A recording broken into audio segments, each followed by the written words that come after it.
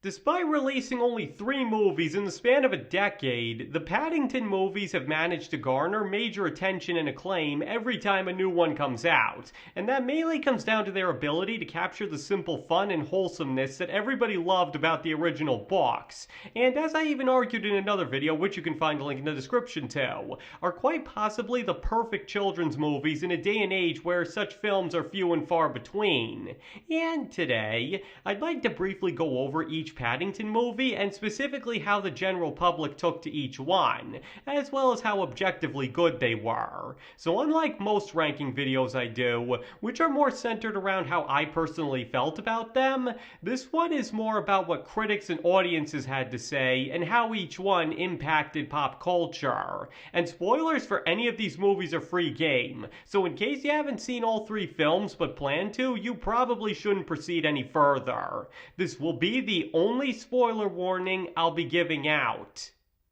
Okay, so naturally we first have the original Paddington released in 2014. Now, despite things not looking good from the outset, with the marketing placing a heavy emphasis on the slapstick and Paddington's somewhat uncanny appearance, the movie itself actually managed to win over audiences with its extreme wholesomeness, as well as genuine heart and humor. Now, some did criticize the addition of Millicent Clyde, since a taxidermist bent on murder didn't exactly gel with the very low-key charm of the original books, but on the whole, fans of the character were very pleased with it, up to and including Michael Bond, who created Paddington. To put it simply, for a film that had a rather difficult task of translating such a laid-back and low-stakes character to the big screen, it managed to succeed pretty well, because as I explained in my video on the Mario movie, which you can also find a link in the description to, the best movie adaptations are the ones that manage to translate the elements of their stories to the big screen in a cinematic way,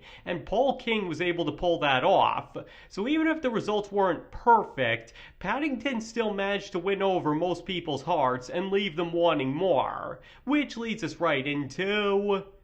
Paddington 2, which was released in 2017. Now, to say that this movie was considered an improvement over its predecessor would almost be an understatement, because it became a low-key pop culture phenomenon, ironing out the few flaws with the original by telling an even more heartfelt and funny story, and not to mention a scene-stealing performance by Hugh Grant as the villainous Phoenix Buchanan in the role that revitalized his career. Most found that there was virtually nothing about this movie not to like, and even critics agreed with that sentiment, as it still holds a 99% on Rotten Tomatoes as of this writing, which is no mean feat. And indeed, with a plot centered around Paddington being framed for theft and sent to jail, where his wholesome innocence clashes heavily with the hardened inmates before it starts to rub off on them, all the while the Brown family tries to clear his name and stop Buchanan's deliciously evil plan by uncovering the mystery behind an antique book,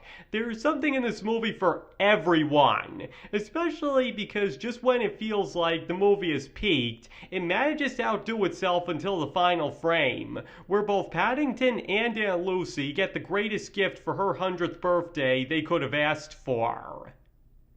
Now, with Paddington 2 ending on such a high note, fans would unfortunately have to wait a while for Paddington in Peru to be released, mostly thanks to the pandemic, but finally got it in 2024 nonetheless. Now, fans overall were less enthused with this one, as many felt it was too serious and action-oriented for a character like Paddington, lacking the more simple and wholesome charm of the first 2. In other words, Paul King was definitely missed by many, but despite that, the movie isn't actually all that different from the first 2, and does still contain quite a bit of the humor and heart that made everybody fall in love with the little bear in the first place. So even if it's got a little too much action or is frankly a bit complex, it still manages to more or less deliver and does feel like a worthy follow-up to its predecessors. Frankly, the biggest reason for the more lackluster reaction was probably because it simply wasn't Paddington 2, and because that movie set the bar so high, it never had any hope of surpassing it. But when looked at in isolation and judged solely on its own merits, it does make for a pretty good Paddington movie. Not perfect, but still good.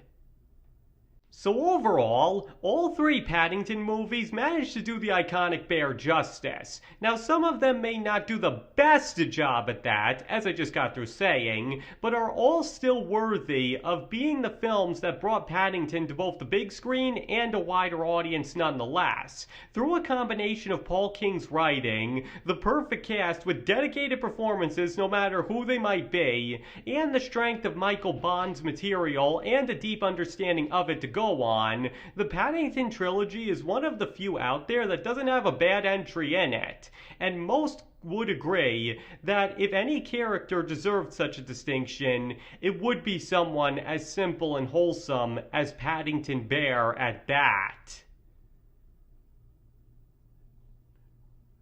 Alright, I think I've made my point here. So now I'd like to hear your thoughts on this. Do you believe that the Paddington movies form one of the best movie trilogies to come out in the modern age, and that the general reception and reaction to them more or less reflects that? Or do you believe that, while good, they don't capture the essence of the original books as much as they should have? Whatever the case, please feel free to let me know in the comments below, because you don't have to agree with any of the more opinion-based parts of this video, as I was only speaking in very